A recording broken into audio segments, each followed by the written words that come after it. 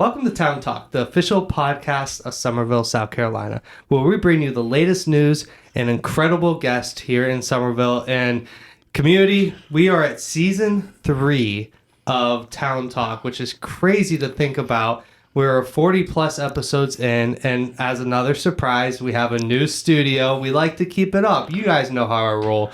And so to start off the new season, we always want to bring in Mr. Mayor. So, Mr. Mayor, how are you doing today? I'm doing great, Chris. Thank you so much for having me, but also for all you do to get our message out to the community. It's great. I love Town Talk. Yeah, and we have our fan base now. It's really grown over, I guess, the years at this point, and I'm excited to see it continue to grow. And I think it's a really unique way. I mean, we're sitting down on couches right now. Oh, it's fantastic. Having a conversation. We were in these tall metal seats. They were kind of uncomfortable, but now we got nice couches, so it's a little bit more comfy. Yeah, we're big fellas, so we need to spread out a little bit. This is much better. Yeah, that's for sure. But Mr. Mayor, I know for this episode, I wanted to just pick your brain about 2024, the year that we had. I know we talked about it a little in other avenues of communication that we pushed out. But talk about 2024, but also talk about 2025. We're about 2 weeks in now, and it's off and rolling, right? And so let's just start with 2024 and thinking about the year as a whole. What are, in your opinion, some of the biggest milestones that we hit in 2024?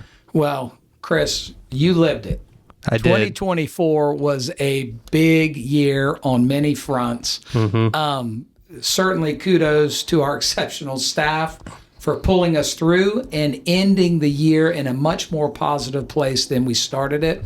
However, I'll tell you some of the major milestones. First of all, we had a transition in our leadership. We had the town administrator, Lisa Wallace, was retiring. We knew that was going to occur over the course of the year. Yeah. A town's leader is extremely important, and the town administrator is selected by town council members. And so we went on a large search to find a replacement for her, knowing that she was going to retire. And we successfully attracted and hired an exceptional replacement to Miss Wallace, Scott Slatton. Mm-hmm. So one of the great accomplishments is we had a transition of leadership that I think was very positive for our community. So that's step one. On the infrastructure side, we hear a lot of things about infrastructure, and we've been able to advance a lot of key projects that are important to the community, including the Main Street Resiliency Project, improving Main Street north of the railroad tracks for 5 blocks between 78 and the railroad tracks. That project was initiated. The Central Avenue Sidewalk Project, we were able to bid that project out and advance that project. It had sat on the shelf for some time, and we finally got behind it and pushed that project forward. We advanced our municipal complex planning and designing. The very foundation of municipal government is public safety, and our police and fire professionals have been in an inadequate facility. And it's just because of the growth that we've had and experienced. And we were able to tackle that head on and get that project initiated. We've advanced in our regional influence. I now serve on the executive committee of the Charleston Regional Development Alliance. Serve on the CHATS Area Transportation Study. That's our municipal planning organization board, as well as the Council of Governments. And so we're working with our regional leaders to advance the quality of life for all folks, especially our community as well. A great project that we have in the conceptual phase that is funded and getting ready for preliminary planning is the Berlin-Myers Parkway from the end of Berlin-Myers on the north side to I-26. Berkeley County and the CHATS Council has put some funds behind that. And so we're working on that. There's so many projects on the infrastructure side we're advancing. We've experienced some really tough times in 2024 as well. We had a cyber attack that really, while many of our citizens didn't feel that because our staff stepped in and made a plan and kept our level of customer service at a high level. It was a really hard time for a lot of our staff members. And I'm just so thankful for the resiliency of our team and the interagency help from our county partners in Berkeley County and others, as well as some of our national partners like the FBI and as well as SLED, who helped us get through that in a positive way. We're better for it. But those are some of the highlights I think of. I feel like we've accomplished a great deal, but we have so much more to do. Exactly. And speaking on like the cyber attack, right? One thing about that is no matter what type of security or anything you have in place, everyone is subject to something along a cyber attack. That's one thing we all learned this year, because we are very fortunate to have gotten through that the way we have gotten through that, because there's companies, municipalities across the country that are hit and have been down for years. Right. And none of our services stopped from day. And that just only, and that's, I just want to reiterate that puts a lot into, pat on the back to our IT professionals here who did put, contingencies in place prior to any of that as to be proactive. Right. And it turned out to, help us, in the short term and long term. But, kudos to our IT team. Shout out to y'all. Absolutely. As you're talking, more things are coming to my mind. Keep it coming, Mr. So Mayor. 2024, we also had 2 large storm events that posed a risk to our community, and there was some flooding and some damaged properties, but our staff was prepared. We had some folks who didn't experience the blessing that we had, which was, we didn't have it as bad as other areas. That's true. But we certainly had a good practice run on our preparation and coordination with our county partners and state partners from a disaster preparation and recovery effort standpoint. So I'm thankful for that. And I'm looking at you, and I should note, we improved in our transparency over the course of the year. There are more avenues for you to find out what's going on in Somerville. You kicked off the newsletter, of course, continued the podcast, but we also added Cruising with the Mayor. Just ways to get our message out to the community so that folks know what's going on and they know they can reach out if anything's. So I feel like we're being more transparent. I feel like we're more prepared. And so we're better off for 2024. Absolutely. I think one thing we've talked about, even when I took over this role, is being a transparent municipality. That's something we all really believe in. That's something we do and live and die by. In our roles, whether it's as voted in by our constituents in council or mayor, or from a staff level, right? And every day we are looking at ways that we can improve that.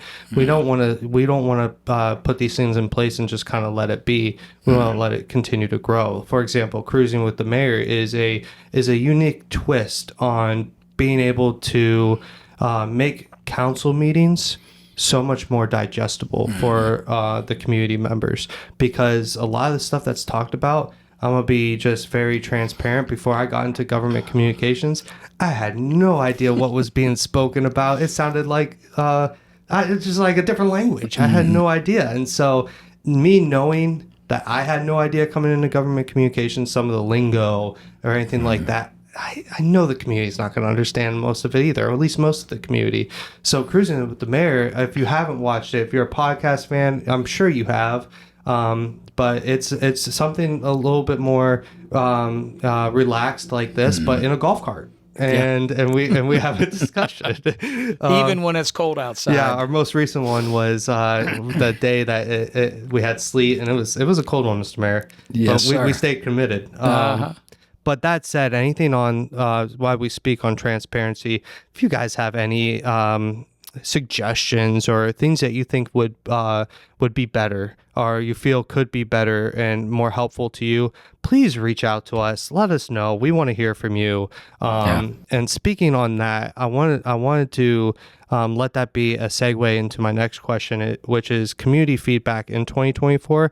So you and we have all received community feedback in 2024 because we're very open to it. Yes. How has some of the community feedback that you have received in 2024, because that's kind of your first year as mayor too. Correct. I was in my rookie year. Yeah, your rookie year. How did that impact some of the decisions y'all made throughout the year? Well, I think it's instrumental in every decision that's made is hearing from our constituents and understanding their concerns and understanding also what is best for Summerville as a whole. Mm-hmm. Those are very challenging things to debate, and at council meetings, we have a lot of that discussion. We have a great council that is very respectful of each other, comes from different backgrounds, different professions, and it's so exciting to be able to work with folks who genuinely care about our community and are working hard to do their best. So I feel like, but from our community members who reach out, the feedback, it shapes every decision we make. And if there's something that we have not considered that a community member brings forward, it absolutely transforms the conversation. Yeah. And so we thrive on your feedback, and we welcome it in any avenue and on any discussion. And we have multiple ways of feedback. We've shared it before, and we'll continue to share it. And even just directly emailing Mr. Mayor, you're very open about, email me, call me. And that's, I think our community is very thankful for that. Additionally, just speaking on 2024, is there anything else that you feel you want to share about 2024 before we dig into the good old 25? 2024, I really see it as a great year. Yeah. It was a growing year. Rookie year. Yeah, growing rookie year. I'm certain I made a bunch of mistakes, but I'm so thankful for the staff members, our council members, and community members that had a lot of grace and patience with me as I learn and grow in this role. You know, we all want the best outcome for Summerville, and it takes all of us working together to get there. Yeah. So one question before I go into 2025. I know that was my last one, but this is off the script. Oh, pull it out.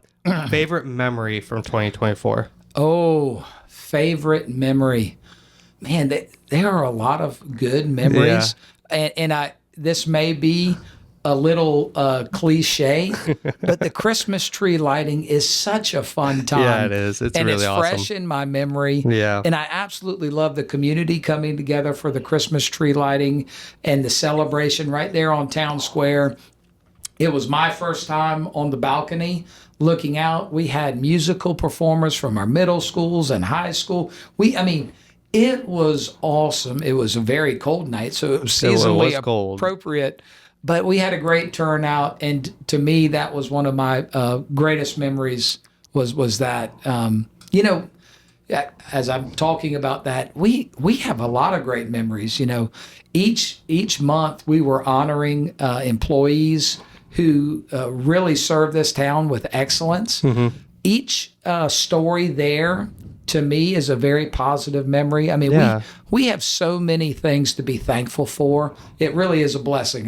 But that Christmas tree lighting was pretty fun. Yeah, that's one of my top ones too. Oh, so absolutely. That's definitely my top Can three. I ask you what your top one is last year? My top one, for memory would probably be, this is a good question. I would say the splash pad grand opening.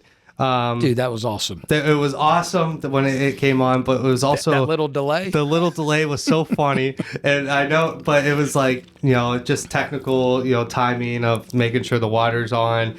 There was a delay, but I thought it was so it was just perfect, and I think that was such an incredible addition to the town as well. Having our own little water park in town is awesome. I think it provides a safe avenue for our kids to play during the hot days that we have most of the year. And so providing that is awesome. I'm excited that our our town and Parks and Rec crew put that together. So again, shout out to Parks and Rec. Yeah, great. Yeah, the Christmas tree lighting Christmas too. tree lighting, Parks and and Rec. Let's go. Way to go. So let's dig into 2025. We are only a couple weeks in. So we're still getting our feet into the year. But as we approach this year, we're going to have a lot of exciting things happen. But from your perspective, what are some of your top priorities from a mayor seat for 2025? The number one priority from my perspective is a community-wide vision plan. We laid the groundwork last year, and this year we're going to be moving forward, working with our county partners at Dorchester County, the Chamber of Commerce in Somerville, and Somerville Dream. We are going to enlist a third party to help get community feedback on all of our existing plans, picking up our comprehensive plans, our park master plans, everything about our community, and creating a long-term planning horizon vision. I'm so excited about that, Chris, because every decision we make has an impact on where we're going. And if we're not directing and filtering things through a community-wide vision that is not the town-led, certainly not Russ Touchberry-led, not the county-led, but the community, the citizens and business owners of this community. Yeah. If we have it done right and it is led by them, that is our charge. Because as public servants, we serve those folks who put us in office. That community vision will give us the script for what our community wants. It's the expectations of what they desire, and it needs to be long-term because so many things can't happen quickly. It takes small moves, persistent and consistent over time to get things changed in a positive direction. So my planning horizon, I hope that this plan is out towards 2047. At that time, we're going to be turning 200 years old as a town. Yep. It's exciting. And I think the county actually is going to be turning 150 years old at the same time. So in that year, if that's our planning horizon, I want our community to tell us through this vision planning process. I want everybody to participate from every corner, every background of this community so that we hear loud and clear what your expectations are for us. And in 2047, I can't wait for our kids or our grandkids or whoever is coming after us to be excited about the fact that we came together as a community, we set a vision, and then we worked till we got there. And we committed and followed through. To me, that's excellent. I will work with our town council on setting up a strategic plan around that vision, and we'll start action items that are going to be measured for success. Yeah. To me, it's the single most important thing we can do is get this vision established, and it can't be a personal agenda. It really has to be the community vision so that it is sustained beyond any election cycle or any one individual. It is something that is embraced and we pursue relentlessly. I'm excited. I could tell. I could see it in your face, the excitement. I'm fired up. I'm fired up about it too, and I think I'm super excited to see it continue to grow and prosper throughout the year. But for our community members, if you can just give some examples of some of the things that you can see within that vision plan, like some real good example to kind of help them understand what they can anticipate. Absolutely. So I think the feedback we need to hear are the greatest challenges that we need to overcome as a community, whether that be housing affordability. That is obviously a huge challenge. Infrastructure. We have a transportation infrastructure sales tax in Berkeley and Dorchester County as well as Charleston County. These programs are putting money into our infrastructure to improve them. But this vision plan can help us prioritize where we spend the limited resources, how we spend the limited resources, where we spend them. It's so vitally important. Our parks, well, do we need another skate park or do we need another tennis court, or do we need another pickleball court? And how do we prioritize this with our limited resources? I'm not in favor of just raising taxes to do something. I'm in favor of having a strategic plan with priorities, and then over time we execute on those priorities systematically. And I think that's the best way to manage things. But meet the needs of our public the way they want us to, Yeah. prioritize our spending the way they want us to, develop capital improvement plans in line with what they prioritize. That to me gives us the feedback of where you want to see investment, how you want to see investment, and the timeline to do that. It's extremely important. It'll be a roadmap for our success. Yeah, for sure. And I'm thinking about it being really community led. Yes. And correct me if I'm wrong, but that is something that is almost that will survive the future of council, right? And it will stick in Correct. place with whatever happens with all the staff and everything, because that's a long term. There's Correct. going to be changes at the town. Not all of us are going to stay for the next 20 years. Maybe, who knows? Yeah. But with that change, it's something that's going to be able to be withheld all those years, right? I believe so. Yeah. When you take politics out of it and personal agendas out of any plan, it becomes a plan worth realizing over time. And I Especially think with it people being will a feel community that. voice. Correct. It's basically the charge from our community of what they expect us to be working on and prioritizing. Yeah. And I love that.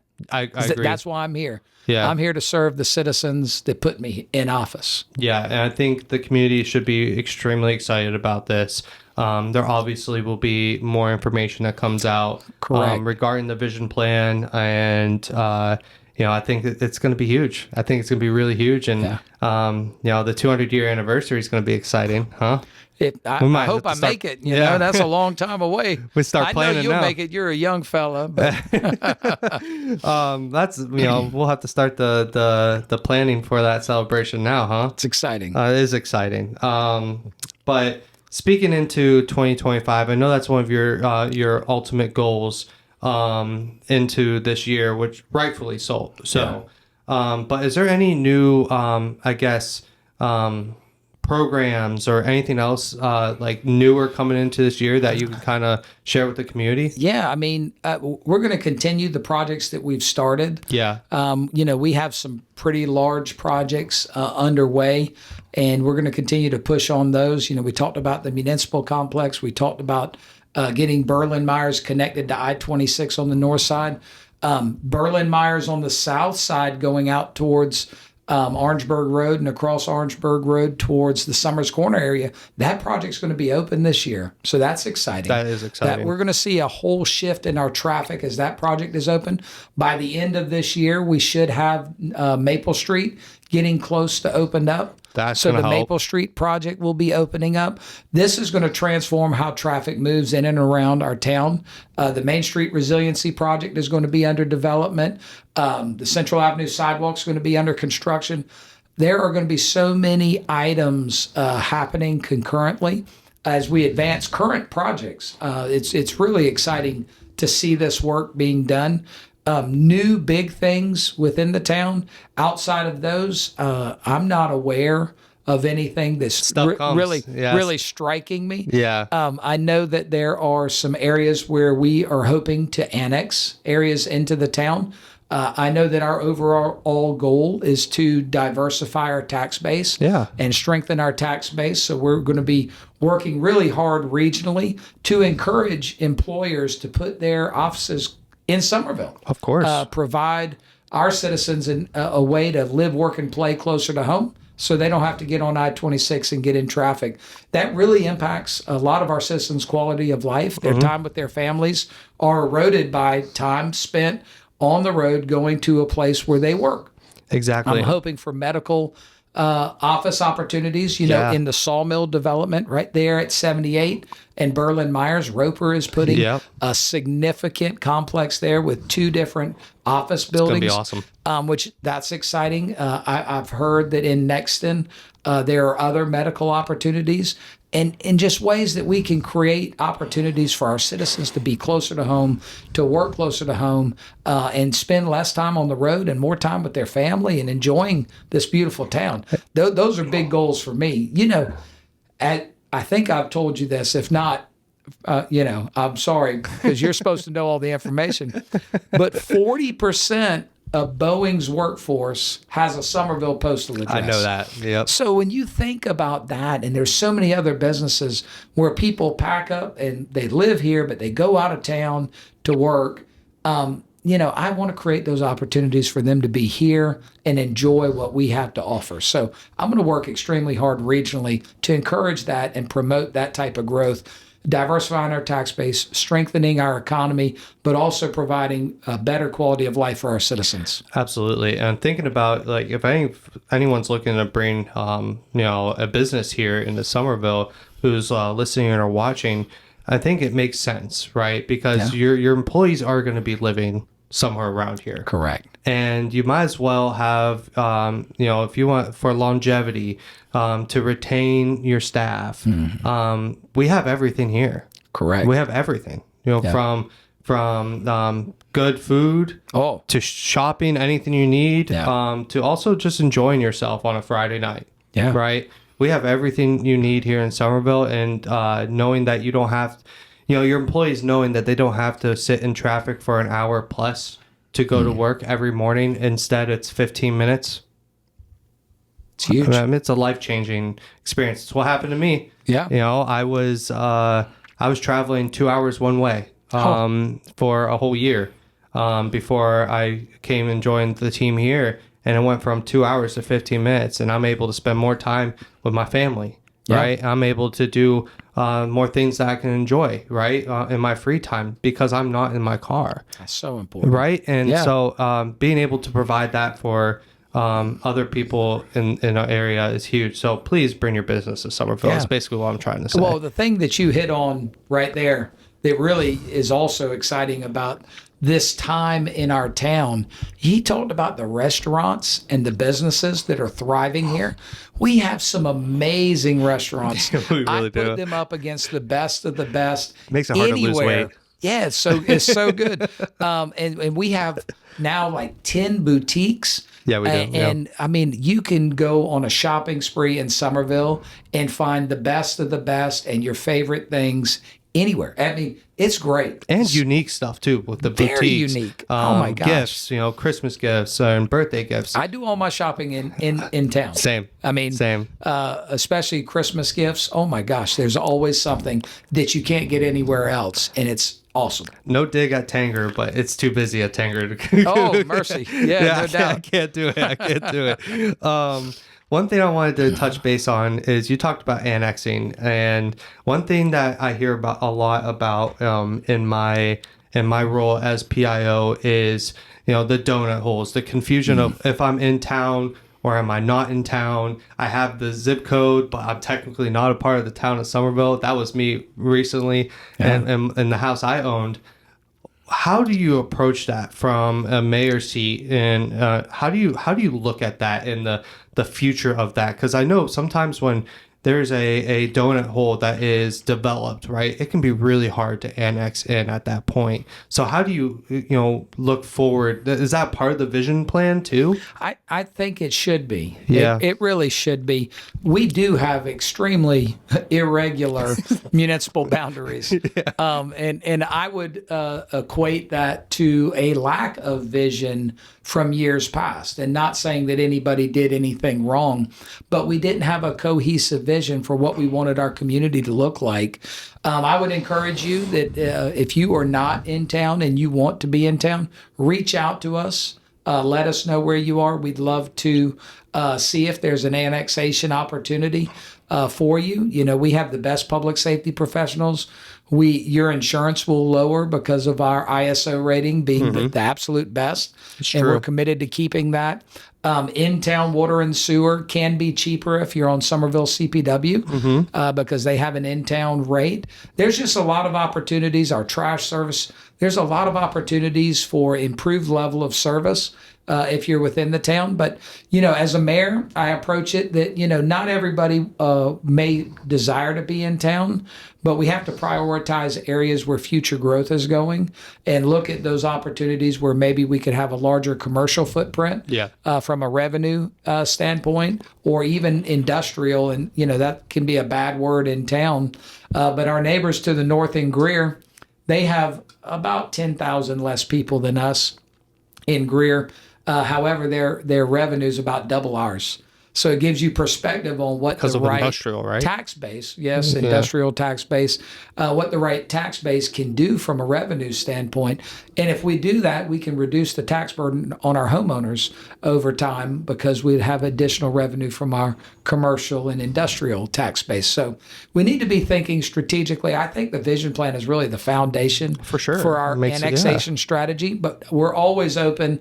And I feel like I need to be out as an advocate for the town, helping people understand the benefits of being within the town, and just finding a pathway for them to come in if they want to. So please Absolutely. reach out. We'd love to have you. Absolutely. I think one thing, to pick your brain on that a little bit, speaking of like areas of growth within the town, what are some of those key areas that you would like to point out? Yeah, well, we're running out of land that's undeveloped at this That's point where I in was time. going with that. There are very narrow windows of land. So if you know of anybody, please Yeah. reach out. If you have a large plot of land and it's undeveloped, we'd love to talk to you about the benefits of coming in to the town Yeah, because it's becoming very limited. yeah. I agree. And you brought up public safety. And I know we started the process in 2024, and it's still going in. Is the public safety building or complex that we're working on? Where is that as we currently sit here? And then what does the future look like for that? That's a great question. We are moving on Thursday forward with our mid-year budget retreat. Yeah. I think we're going to get kind of a reality check for what the preliminary plans have detailed, what the preliminary cost estimate is for this work, and then a pathway for how we can fund something like this and what that means for the town. This need has been recognized for quite some time, and we've kind of, as a town, kicked the can down the road. Well, the costs have only gone up. So if we don't take action now and really do it well, we're only going to increase the cost that's going to be. We're going to increase the amount of time that our folks aren't working in adequate facilities, which is going to reduce our ability to retain top staff. Keep things organized. We had a cyber attack. We don't want any other issues. We want to have the best infrastructure and facilities that our folks as public safety professionals require. Yeah. And I think that's the expectation of our citizens. The brand of Somerville is excellence. It's been excellence from many years ago. And I think we need to continue that mindset of we're going to do things very well that we know need to get done.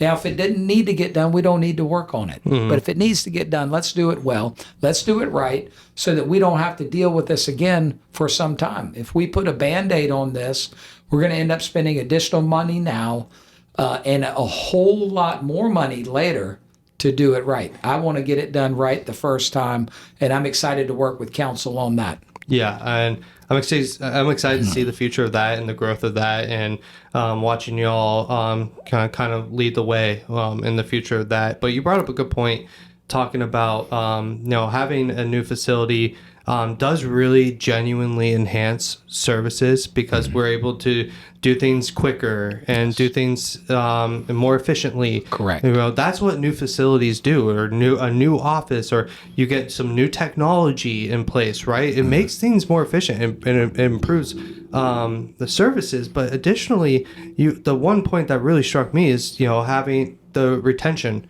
of good people. It's from a staff level. Correct. It's huge. We want to have the best staff in the state of South Carolina, if not the country, right? When it comes to public safety or town hall or you name it. And, from local municipalities, we know it's difficult. Every local municipality, it's difficult to keep up with the private field, or the private industry. Correct. It's true. But the people that...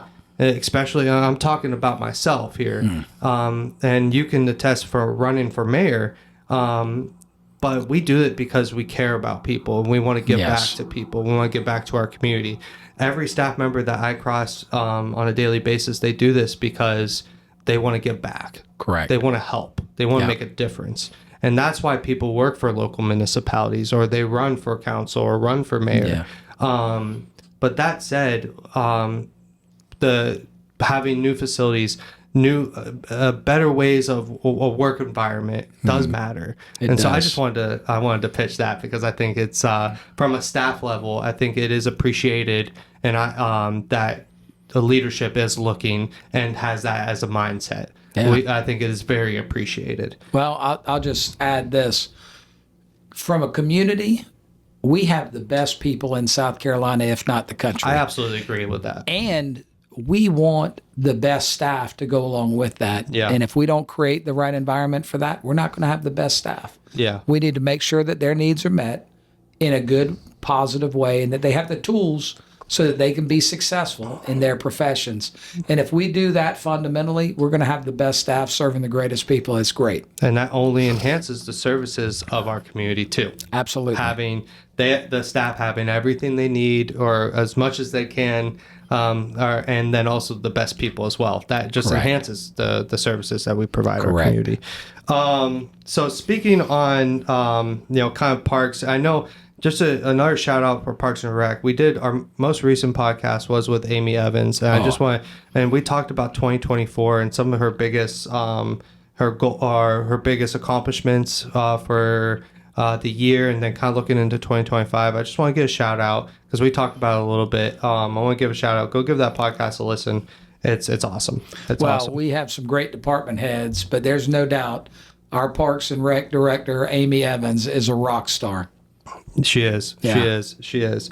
And so to kind of bring this train home a little bit, 2025, I know you've said it, but I agree. I think it's going to be an incredible year for the town of Somerville. I think we're going to see a lot of exciting things happen for the future of the town. But also, I think we're going to have some incredible events. Yes. I think we're going to have some incredible things. I mean, even our IT manager, Lenny Larkin, just put on this past weekend a scam awareness workshop. It was and doing that that was never done before. Yeah. But we provided that free to our community, because we've seen a rise in folks getting scammed by on phone or email or anything like that. And we provide, so this staff and this leadership, there's things that are going to be, I already know, like there's some things I'm looking at doing from a PIO perspective that I think you guys are going to enjoy as well. But do you have any comment on that, kind of just like some of the events that we hold and what you hope to see for 2025? No, I think, we have such a great community, and our staff members recognize and create opportunities to serve our community with excellence. In the example, the scam awareness training, there are so many people that are being taken advantage of. And for our staff members to proactively initiate a training opportunity for our citizens, that's greatly appreciated. We have community dances. Those are some of the best events too, by the way. Oh, no doubt. There's Third Thursdays. There's our sporting events. There's so many opportunities for us to come together as a community and really build each other up and work with each other. So I'm excited.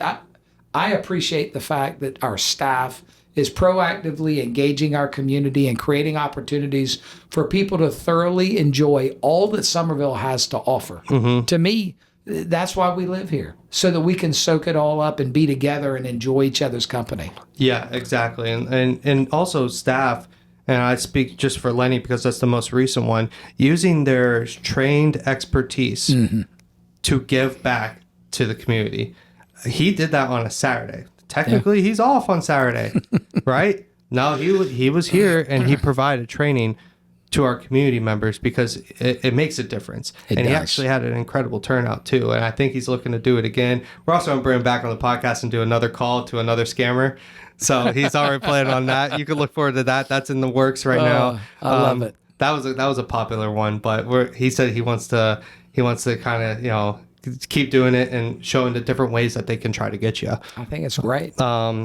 But as we end this podcast, again, I appreciate you sitting down with me. I think we had some really good conversations here and got a little deeper, especially on the vision plan, the year ahead. I know that's the big topic for this year, and so being able to really dig into that a little bit more in depth for our community was important. So I appreciate that. But do you have a final message? We'll bring you on again this year. We'll do a mid-year mayor update of 2025, but talk about a ratings killer. You bring this ugly face on too much and you're going to have some bad ratings. You're one of the ones that are the repetitive guests. We got to keep bringing you back. There you go. You're a natural behind the mic. Oh, sure. You're a natural. Yeah. No, do you have a final message for the sake of this conversation today? Chris, you've probably heard this before and we've kind of alluded to it, but our community is extremely special because of the people who live, work, and play here. And so I just thank you for who you are as a community, the greater Somerville community, our business owners, our citizens, the folks who enjoy this community. Thanks for watching out for each other. Thank you for being awesome. You truly make it a privilege and an honor to serve because of who you are. And I'm just thankful to be able to be here in this capacity and be a part of this community that I love so much. I love that, Mr. Mayor. That's an incredible message, and I couldn't agree more. You guys are awesome. You guys are very supportive, and we appreciate you. And again, any thoughts, feedback, anything, if you want to potentially be a guest on the podcast, reach out. We love community members that get on here too. This isn't just for our staff and council or business owners. This is open to our community. This is a service to our community. So reach out, and if you have questions, concerns, go to the citizen feedback form, send council an email, send me an email. I can direct it to them. Whatever feels right to you, please. We want to hear your voice, or come to our council meetings. Agreed. And come to public comment. They want to hear you, and they want to hear your opinions. So please find the time to make those heard. Amen. But Mr. Mayor, thank you so much. This is the Thank first you, podcast Chris. of 2025. I hope you guys enjoyed. Just some housekeeping things for the podcast. We are looking to still do 2 a month podcast episodes. That ends up being about 20 a year. And so we're looking to keep that pushing. We have a lot of actually exciting guests already planned for the year. I'm pretty booked up until about June. So I'm excited. I think you guys are going to be really excited about some of the people I'm bringing on this year. So, but until next time, thank you guys so much. Happy New Year. Happy New Year.